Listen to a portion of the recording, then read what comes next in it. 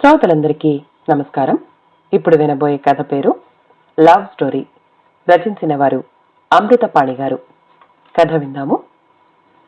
ప్రియని గాఢంగా ప్రేమించాడు చంద్రం. ఆమె కూడా అతన్ని అంత గాఢంగానే ప్రేమించింది. ఇద్దరూ ఒకటవుదాం అనుకున్నారు. అందుకు వాళ్ళ పెద్దల్ని కూడా ఒప్పించారు. కానీ ఆ తర్వాతే వచ్చి పడింది అసలు సమస్య. అతనింకా జీవితంలో స్థిరపడలేదు. తండ్రి ఫోటోగ్రాఫర్.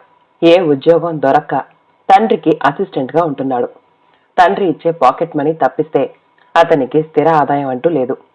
చంద్రం తన పెళ్లి విషయం ప్రస్తావించినప్పుడు ఏదైనా ఉద్యోగంలో స్థిరపడ్డాక పెళ్లి చేసుకుంటే బాగుంటుంది అన్నాడాయన.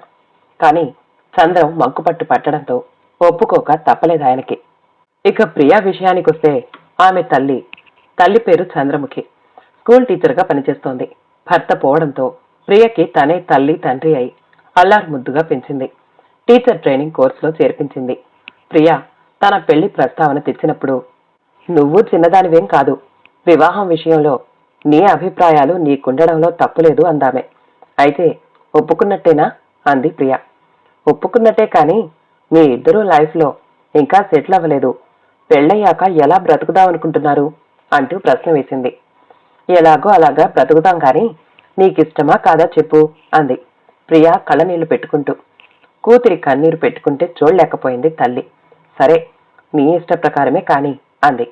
పెద్దలనైతే ఒప్పించగలిగారు, కానీ పెళ్ళయ్యాక ఇద్దరు ఎక్కడుండాలి అనేదే సమస్య వచ్చి పడింది. మీ ఇంట్లో ఉండడం నాకెంత మాత్రం ఇష్టం లేదు అందామె. ఎందుకు ఇష్టం లేదు అడిగాడు. అదంతే అందామె మొండిగా. పోనీ నేనే మీ ఇంట్లో ఉంటాను అన్నాడతను ఆమెని వదులుకోలేక. కానీ అందుకు ఆమె తల్లి ఒప్పుకోలేదు. భర్త పోయాడన్న మాటే గాని ఆమెకు 40 ఏళ్లన్నా నిండలేదు. తనకి వయసు మళ్లిపోలేదని, తన ముందు ఇంకా బోలెడు జీవితం ఉందని అనుకుంటుందామె. తనకు కావాల్సినట్టుగా తను జీవించే స్వేచ్ఛ ఉండాలని కూడా కోరుకుంటుంది. అందుకే అల్లుణ్ణి ఇంట్లో పెట్టుకుని లేనిపోని ఇబ్బందుల్ని కొని తెచ్చుకోవడం ఆమెకిష్టం లేదు. ఆ విషయాన్ని ఆమె చాలా స్పష్టంగా తన కూతురికి చెప్పింది. తల్లి చెప్పిన దాన్ని చంద్రానికి చెప్పి, ముందు ఉద్యోగం సంపాదించు, ఆ తర్వాత పెళ్లి చేసుకుని కలిసి జీవిద్దాం అంది. ఉద్యోగం రాకపోతే పెళ్లి చేసుకోవడం కుదరదంటావు అనే కదా చెప్తున్నది. పోనీ మా ఇంట్లో ఉండడానికి ఒప్పుకుంటే నీకేం పోయింది? కుదరదని చెప్తున్నానుగా. ఇద్దరి మధ్య వాద ప్రతివాదనలు జరిగాయి. ఇద్దరు ఆరోపణలు ప్రత్యారోపణలు చేసుకున్నారు. ఇద్దరి మధ్య ఆలకలు కోపాలు చోటు చేసుకున్నాయి. 2 ఏళ్లు గడుస్తున్నా సమస్యలాగే ఉండిపోయింది. ఒకసారి ఆమెను ఎలాగైనా ఒప్పించాలని ప్రయత్నం చేశాడు. ఆమె కేసి దీనంగా చూస్తూ, ప్రియా, నేను చెప్పేది జాగ్రత్తగా విను. నీకు మా ఇంట్లో ఉండడం ఎంత మాత్రం ఇష్టం లేదు, ఓకే. కానీ నేను నిన్ను జీవితాంతం మా ఇంట్లో ఉండమని అడగటం లేదు. కొద్ది నెలలు మా ఇంట్లో ఉండడానికి ఒప్పుకున్నావంటే చాలు. నేనేదో విధంగా అవస్థపడి ఉద్యోగం సంపాదించుకుంటాను. నా మాట విని మన పెళ్లికి ఒప్పుకో. పెళ్లి చేసుకున్నాక నా దశ తిరిగినా తిరగొచ్చు. ఇలాంటి పోచికోలు కబుర్లు చెప్తూనే 2 ఏళ్లు గడిపేశావు. నీలాంటి పనికి మారిన వాడిని చేసుకుంటే అవస్థ పడడం తప్పిస్తే మరేం జరగదు. నీతో నేనింకా ఎలాంటి సంబంధం పెట్టుకోదలుచుకోలేదు. గుడ్ బై అంటూ అతని చేతిలో నుంచి తన చేయి విడిపించుకుని గబగబా నడుచుకుంటూ వెళ్లిపోయింది. హతాశుడై అలాగే నిలుచుండిపోయాడతను. ఆ రోజు సాయంత్రమే ఆమెను కలుసుకుందామని ఆమె ఇంటికెళ్లాడు.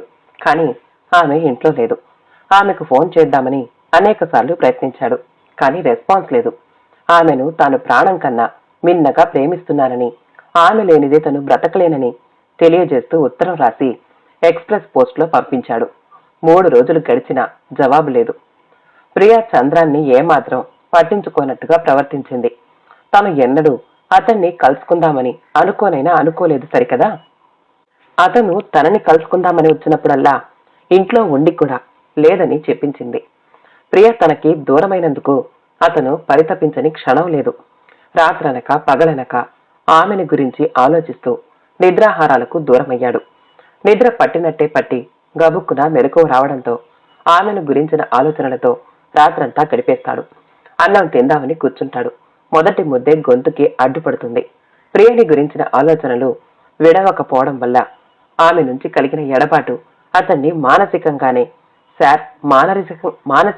గాక శారీరకంగా కూడా కృంగదీసింది.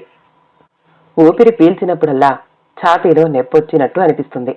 కండరాలు పట్టేసినట్టు ఉండడంతో ఏ పని చేయలేని అసక్తత అతన్ని పీడిస్తూ ఉంటుంది. చూస్తూ ఉండగానే మనిషి బాగా ఢీలా పడిపోయాడు.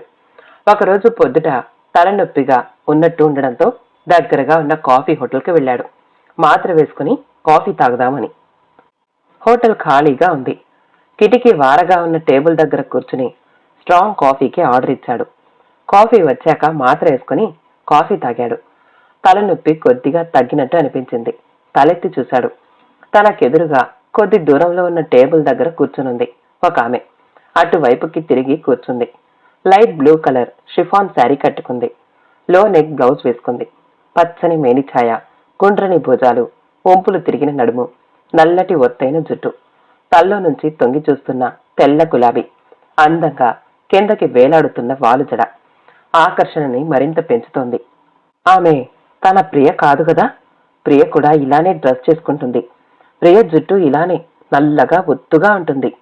ప్రియ జడ కూడా ఇలానే అందంగా పొడుగ్గా ఉంటుంది. ప్రియ మేనిఛాయ అచ్చం ఇలానే ఉంటుంది.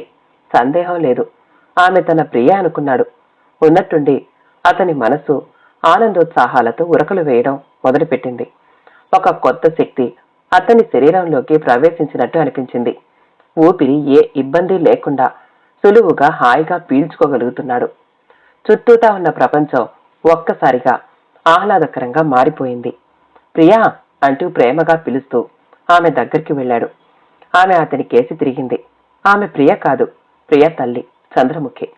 తల్లికి పిల్లకి ఎంత దగ్గర పోలికలు! అదే అందమైన ముఖం, అవే సోగ కళ్ళు, అదే కొటేరేసిన ముక్కు, అవే ఎర్రటి పెదాలు, అదే చక్కటి శరీర సౌష్ఠవం. నేను ప్రియని కాదు, ఆమె తల్లిని అందామె తేనెలులుకుతున్న స్వరంతో. ప్రియ కూడా ఇలానే తీయని గొంతుతో మాట్లాడుతుంది. ఆమెలోని ప్రియని చూస్తున్నాడతను. ప్రియ తనకెదురుగా కూర్చున్నట్టే ఫీల్ అవుతున్నాడు. ఆమె కేసి చూస్తూ ఉంటే ఏదో అనిర్వచనీయమైన ఆనందం కలుగుతోంది. ఇలాంటి విషయాల్లో ఆడవాళ్లు సహజంగానే చాలా హెచ్చరికగా ఉంటారు. కాఫీ సిప్ చేస్తూనే గమనించింది అతను తన కేసి పరవశించిపోతూ చూస్తూ ఉండడాన్ని. అతని కేసి చూస్తూ అందంగా నవ్వుతూ అంది, నువ్వు చంద్రానివి కదూ అని. అవునవును అన్నాడు ఆనందంతో ఉబ్బి తబ్బిబ్బైపోతూ. కూర్చో, నీతో మాట్లాడాలి అని సర్వర్ కేసి చూసి, ఇంకో కాఫీ పట్రా అంది. వద్దొద్దు, ఇప్పుడే తాగాను అంటూ ఎదురుగా ఉన్న కుర్చీలో కూర్చున్నాడు. ఇప్పుడేం చేస్తున్నావు అంది కాఫీ సిప్ చేస్తూనే. ఏం చేయడం లేదు అన్నాడు తడబడుతూ. బాగా చిక్కినట్టున్నావు అంది కాఫీ తాగటం పూర్తి చేసి. అతనేం సమాధానం చెప్పలేదు. అందమైన ఆమె చేతుల్ని, సున్నితమైన ఆమె చేతి వేళ్లని చూస్తూ కూర్చున్నాడు. ఆమె అతని కేసి చూస్తూ అంది, చూడు చంద్రం, నువ్వు ప్రియని మర్చిపోవడం మంచిది. ఆమెకి తనకంటూ ఒకిల్లు కావాలి. అది నువ్వెలాగూ ఏర్పరచలేవు. పోనీ మీ ఇంటికొచ్చి ఉండడానికి ఒప్పుకుంటుందా అంటే ఎట్టి పరిస్థితుల్లోనూ ఒప్పుకోదు. అలా అని చెప్పి మిమ్మల్ని ఇద్దరిని నా ఇంట్లో పెట్టుకోవడానికి నాకిష్టం లేదు. అందుకని నువ్వు ఆమెని మర్చిపోవడమే మంచిది. నేనిలా చెప్తున్నందుకు నీకు కష్టంగానే ఉంటుందనుకో. నాకేం కష్టంగా లేదు, నేనెప్పుడో మర్చిపోయాను ఆమెని అన్నాడతను. ఆ తర్వాత కొంచెం ముందుకు ఒగ్గి ఆమె కేసి అదో రకంగా చూస్తూ అన్నాడు, మీరు ఒప్పుకుంటానంటే ఇవాళ రాత్రి డిన్నర్కి ఏదైనా హోటల్లో కలుసుకుందాం. ఆశ్చర్యపోతూ అతని కేసి చూస్తూ అంది, రావడానికి నాకేం అభ్యంతరం లేదు, కానీ ప్రియ గురించి మాట్లాడడం కోసమైతే రాను. అబ్బబ్బే, అదేం కాదు, మీతో గడపడం కోసమే పిలుస్తున్నాను అన్నాడతను ఆమె కేసి ఆరాధనగా చూస్తూ. మళ్ళీ ఆశ్చర్యపోతూ అంది, సరే వస్తాను. ఈవేళ రాత్రి 9 గంటలకి ఐలాపురం హోటల్లో కలుసుకుందాం. ఓకే? ఓకే ఓకే అన్నాడతను ఆనందపడిపోతూ. రాత్రి 9 గంటలకల్లా టెన్షన్ గా వచ్చిందామె. అప్పటికే ఆమె కోసం వెయిట్ చేస్తున్నాడతను. చాలా స్మార్ట్ గా తయారయ్యాడు. జీన్స్ ప్యాంటు టీ షర్టు వేసుకున్నాడు. పాలిష్ చేసిన బ్లాక్ షూస్ వేసుకున్నాడు. సెలూన్ కి వెళ్లి చక్కగా మేకప్ చేయించుకున్నాడు. చక్కటి పర్సనాలిటీ ఉన్న మనిషేమో. చాలా హ్యాండ్సమ్ గా కనిపిస్తున్నాడు. ఆమె కూడా చాలా అందంగా తయారయ్యింది. Rose colour georgette printed sari కట్టుకుంది అతి అందంగా. మ్యాచింగ్ బ్లౌజ్ వేసుకుంది. హై హీల్డ్ ఫ్యాషనబుల్ షూస్ వేసుకుంది. ముఖానికి వేసుకున్న మేకప్ అతిగా కాకుండా ఆమె అందాన్ని ఇనుమడింపచేసేదిగా ఉంది. ఆమెను చూసిన వాళ్ళెవ్వరైనా ఆమెకి 40 ఏళ్లు పైబడ్డాయంటే నమ్మరు. వచ్చే పోయే వాళ్లతో హోటల్ అంతా హడావిడిగా ఉంది. ఆమెను సాదరంగా ఆహ్వానించి లోపలికి తీసుకువెళ్లాడు. చక్కగా అలంకరించబడిన డైనింగ్ రూమ్, మందర స్థాయిలో వినిపిస్తున్న సంగీతం. మూల సీటు చూసుకుని కూర్చున్నారు. అతని పక్కగా కూర్చోటానికి ఆమె ఏమాత్రం సంకోచించలేదు సరికదా. ఎంతో ఆనందపడుతున్నట్టు కనిపించింది. స్పెషల్ మీల్స్ ఆర్డర్ చేశాడు. ఏం మాట్లాడాలో, ఎలా మాట్లాడాలో సమస్యగా ఉంది ఇద్దరికి. అతను ఆమెకేసే ఆరాధనగా చూస్తున్నాడు. ఆఖరికి ఆమె అడిగింది, ఏమిటి అంతలా చూస్తున్నావు నాకేసి అని. నేను నీకేసి ఎందుకు చూస్తున్నానంటే నీలో నేను ప్రియని చూస్తున్నాను అనుకున్నాడు మనస్సులో. పైకి మాత్రం నేనెందుకు చూస్తున్నానంటే నాకు మీరంటే చెప్పలేనంత ఇష్టం అన్నాడు. ఆమె కేసి ఇంకా అదే ఆరాధనా భావంతో చూస్తూ. అతని మాటలకు ఆమె మురిసిపోయింది. అతని కేసి గోముగా చూస్తూ, నువ్వు నాకంటే చిన్నవాడివైపోయావు కానీ నేను నిన్ను పెళ్లి చేసుకునేదాన్ని. నువ్వెంత గ్లామరస్ గా కనబడుతున్నావో తెలుసా అంది. ఆమె ఉద్దేశం అతనికి అర్థమయ్యింది. వయస్సులో తేడా ఉంటే వచ్చిన నష్టం ఏమిటి? ఇద్దరి మధ్య ప్రేమ ఉండాలి కాని అన్నాడు ఆమె చేతిని తన చేతిలోకి తీసుకుంటూ. అందుకు ఏమాత్రం ఆమె అభ్యంతరం చెప్పలేదు సరికదా. అతనికింకా దగ్గరగా జరిగింది. తన చేతిలో ఉన్న ఆమె చేతికేసి చూస్తూ అనుకున్నాడు, ప్రియ చెయ్యి అచ్చం ఇలానే ఉంటుంది కదా అని. పైకి పొంగుకొస్తున్న ఉద్రేకాన్ని అణుచుకుంటూ ఆమె అడిగింది, నాలో నీకు బాగా నచ్చిందేమిటి అని. అతను ఆమెలో తనకు నచ్చిన వాటివన్నీ ఒక్కొక్కటి చెప్తున్నాడు. కాని అవన్నీ అతనికి ప్రియలో నచ్చిన విషయాలే. ఆ విషయం తెలియక అతను చెప్పింది వింటూ ఆమె పొంగిపోతోంది. ఈలోగా సర్వర్ మీల్స్ తీసుకొచ్చి టేబుల్ మీద నీట్గా అరేంజ్ చేశాడు. ప్లేట్లలో పదార్థాలు నోరూరించేవిగా ఉన్నాయి. ఆమె చెయ్యి వదిలిపెట్టి భోంచేద్దామా అన్నాడు. చేద్దాం అందామె అతని కేసి కోరికతో నిండిన కళ్లతో చూస్తూ. ఇద్దరూ భోంచేయడం మొదలుపెట్టారు. ఆకలి మీదున్నాడేమో గబగబా తింటున్నాడు. ప్రియ అతన్ని వదిలిపెట్టి వెళ్లిన దగ్గర నుంచి ఆకలితో తినడం ఇదే మొదటిసారి అతనికి. ఆబగా తింటున్నాడు. అంత బాగుందా భోజనం? మరీ స్పీడ్గా లాగించేస్తున్నావు. పక్కన నేనున్నానన్న విషయం కూడా మర్చిపోయి అందామె. మిమ్మల్ని మర్చిపోవటమా? మీ మూలంగానే కదా నేనింత హ్యాపీగా భోంచేస్తున్నది అన్నాడు ఆమె కేసి కృతజ్ఞతగా చూస్తూ. ఆమె తినకపోవటం గమనించి, ఏమిటి మీరు తినటం లేదు అని అడిగాడు. ఇదిగో తింటున్నాను అందామె తడబడుతూ. ఆమె ధ్యాసంతా అతని మీదే ఉంది. ఆమెలో ప్రియని చూస్తూ హుషారుగా తింటున్నాడతను. మధ్య మధ్యలో జోకులేస్తూ ఆమెని నవ్విస్తున్నాడు. ఆమె నిండుగా నవ్వినప్పుడల్లా, నవ్వినప్పుడు మీరు మరీ అందంగా ఉంటారు అంటున్నాడు.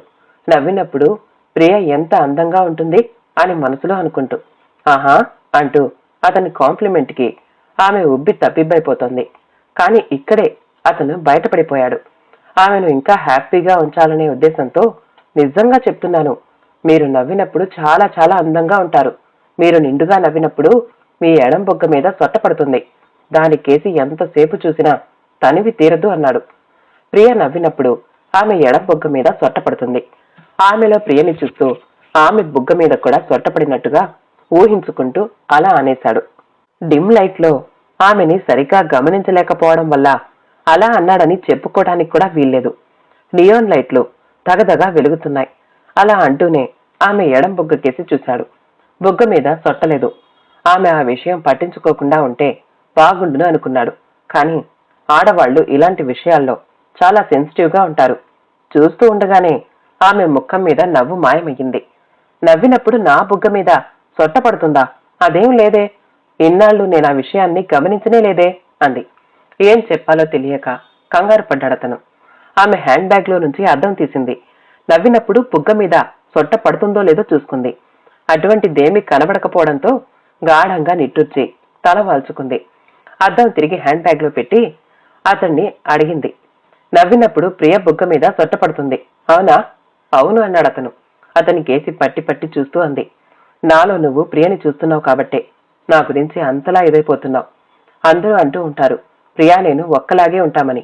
నన్ను చూస్తూ ఉంటే ప్రియని చూస్తున్నట్టుగా ఫీల్ అయ్యావు. అందుకే నన్ను డిన్నర్కి ఇన్వైట్ చేశావు అవునా? అవును అన్నాడు అతను. అబద్ధం ఆడడం ఇష్టం లేకపోయింది. ఆ తర్వాత వాళ్ళిద్దరి మధ్య నిశ్శబ్దం అలుముకుంది. ఆమె చాలా బాధపడినట్టే కనిపించింది. మోచేతులు టేబుల్ మీద ఆనించి 2 చేతుల మధ్య మొహం పెట్టుకుని కిందకి చూస్తూ కూర్చుంది. ఆ తర్వాత తల పైకెత్తి అతని కేసి చూసింది. ఆమె కళ్ళ నిండా కన్నీళ్లు. మళ్లీ మరోసారి గాఢంగా నిట్టూర్చి అతన్ని అడిగింది. నీకు ప్రియ అంటే చాలా ఇష్టం అవునా? అవును, నాకు ప్రియ అంటే ప్రాణం కన్నా ఇష్టం అన్నాడు అతను. ఆమె లేకుండా నువ్వు బ్రతకలేవు అవునా? అవును, ఆమె లేకుండా నేను బ్రతకలేను. చెదిరిన ముంగురుల్ని సరిచేసుకుంటూ ఏదో ఆలోచిస్తోంది. ఆఖరికి ఒక నిర్ణయానికి వచ్చినట్టు కనిపించింది. గబుక్కున లేచి, నువ్విక్కడే ఉండు, ఇప్పుడే ఇస్తాను నేను అని చెప్పి వెళ్ళిపోయింది. అతనికి ఏం అర్థం కావటం లేదు. ఏం చెయ్యాలో తెలియక అలాగే కూర్చుండిపోయాడు. తన తినడం పూర్తయింది, కానీ ఆమె ఏమీ తినకుండానే వెళ్ళిపోయింది. అరగంట తర్వాత ప్రియతో సహా వచ్చింది. ప్రియ కళ్లల్లో ఆందోళన స్పష్టంగా కనిపిస్తోంది. అతని కేసి చూసి తలదించుకుంది. చంద్రముఖి అంది, నీకో ఉద్యోగం దొరికి మీరు ఓ ఇల్లు ఏర్పరచుకునే వరకు మీ ఇద్దరు మా ఇంట్లో ఉండొచ్చని ప్రియకి చెప్పాను. నాకా వయసు భయపడుతోంది. మీ ఇద్దరు చిలకా గోరింకల్లా కలిసుంటే చూడాలనుంది. ప్రియ ముందు ఒప్పుకోలేదు, కానీ నేనే ఒప్పించాను. ఆమెను ఇక్కడికి తీసుకొచ్చాను. ఇక్కడి నుంచి నాలో ఆమెను చూసుకోవలసిన అవసరం లేదు. ఆమెను డైరెక్ట్ గానే చూసుకోవచ్చు. వస్తాను మరి, గుడ్ బై. కూతుర్ని అతన్ని పక్కగా కూర్చోబెట్టి గబగబా వెళ్ళిపోయింది. పక్కనే కూర్చున్న ప్రియని చూడగానే అతన్ని ఒళ్ళు పులకరించింది. ఆనందం పొంగి పొర్లింది. ఆమె చేతిని తన చేతిలోకి తీసుకుంటూ, నిన్ను తిరిగి కలుసుకోగలిగినందుకు నాకెంత ఆనందంగా ఉందో తెలుసా అన్నాడు. తెలియకే, నాకు అంతే ఆనందంగా ఉంది అందామె. శుభం. కథ సమాప్తమండి. కథ నచ్చితే మా ఛానల్ని లైక్ చేయండి, షేర్ చేయండి, సబ్స్క్రైబ్ చేసుకోండి. ఆల్ అనే బెల్ బటన్ని నొక్కండి. మళ్ళీ కలుద్దాం ఇంకో మంచి కథతో.